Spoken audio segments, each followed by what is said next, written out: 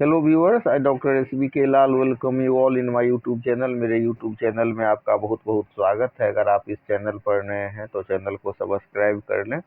आज का टॉपिक है हमारा बिहार में भूमि विवाद में पुलिस की भूमिका जो सीमित की गई है उस पर यह है वीडियो।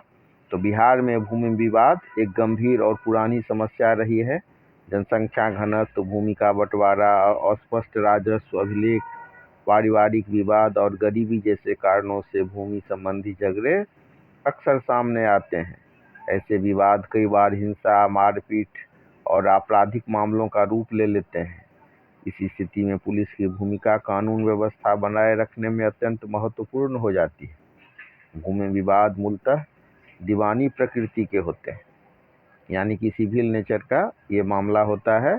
लेकिन उसका अगर हम रूट देखें तो आपको देख सकते हैं कि मतलब उससे क्राइम भी होता है। और अगर हम क्रिमिनल जो केसेस सब देखें तो उसमें भी हम देख सकते हैं कि कई बार उसके मूल में ये सिविल नेचर होता है, यानी कि भूमि संबंधी विवाद रहता है। तो इसका समाधान जो भूमि विवाद होता है वो मूलतः दीवानी प्रकृति के होते हैं, यानी कि सिविल नेचर के होते हैं। और इसका समाधान न्यायालय या राजस्व अधिकारियों द्वारा किया जाता है और उनको पावर भी बहुत दिया गया है। किंतु जब ऐसे विवादों में शांति भंग होने की आशंका, बल प्रयोग, कब्जा या हिंसा की संभावना उत्पन्न होती है तब पुलिस हस्तक्षेप आवश्यक हो जाता है।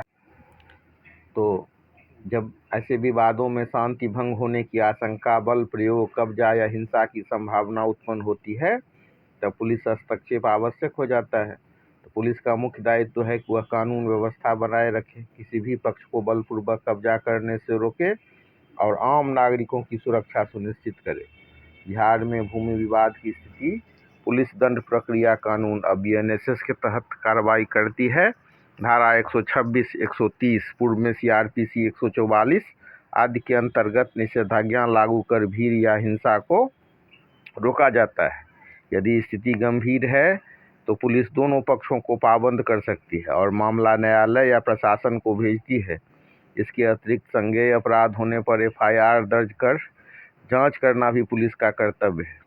हालांकि व्यवहार में यह देखा गया है कि कई बार भूमि विवादों में पुलिस पर पक्षपात, दबाव या भ्रष्टाचार के आरोप लगते हैं। कुछ मामलों में पुलिस दीवानी विवाद में अनावश्यक हस्तक्षेप कर लेती है, जबकि कहीं कहीं समय पर हस्तक्षेप न करने से स्थिति बिगड़ जाती है। इससे जनता का विश्वास प्रभावित होता है। इस समस्या के समाधान के लिए आवश्यक है कि पुलिस निष्पक्षता और संवेदनशीलता के साथ कार्य करे। भूमि विवादों में पुलिस को केवल कानून व्यवस्था तक सीमित रहना चाहिए और निर्णय का अधिकार न्यायालय और प्रशासन पर छोड़ना चाहिए। साथ ही भूमि अभिलेखों का डिजिटलीकरण, त्वरित न्याय और प्रशासन पुलिस समन्वय में ऐसे विवादों से कमी लाई जा सकती है। ऐसे विवादों में कमी लाई जा सकती है।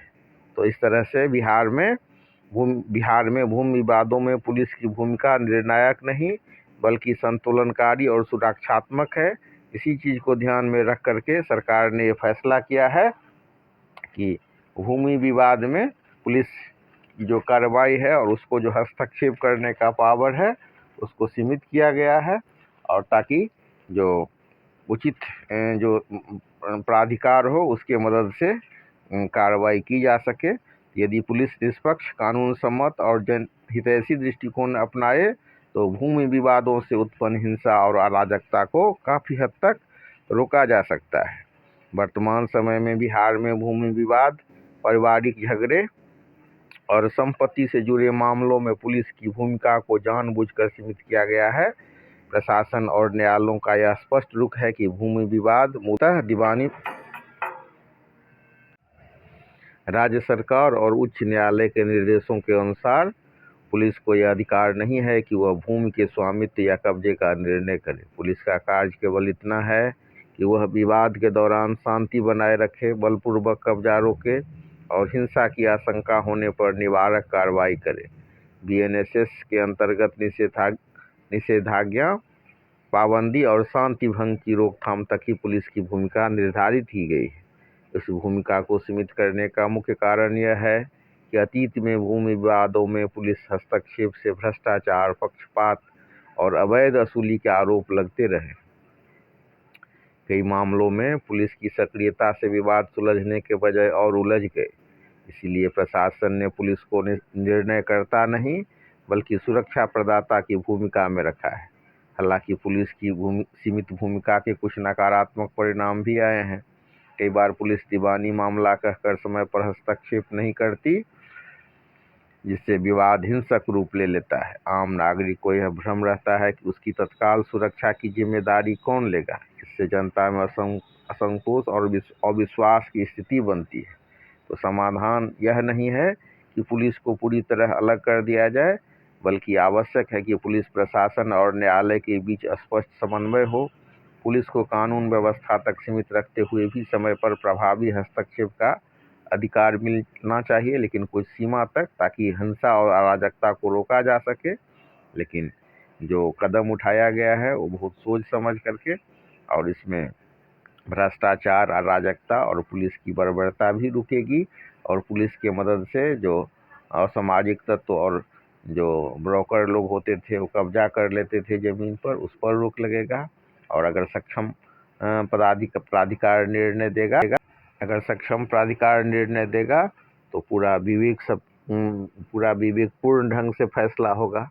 तो उप मुख्यमंत्री का फैसला बहुत सही लग रहा है कि इन्होंने कहा कि भूमि विवाद के नाम पर थानों की मनमानी नहीं चलेगी। तो ऐसा जो कदम उठाया गया है पुलिस के मनमानी को रोकने के लिए, और भूमि विवाद राजस्व और न्यायिक प्रक्रिया का विषय है, न कि पुलिस की मनमर्जी का।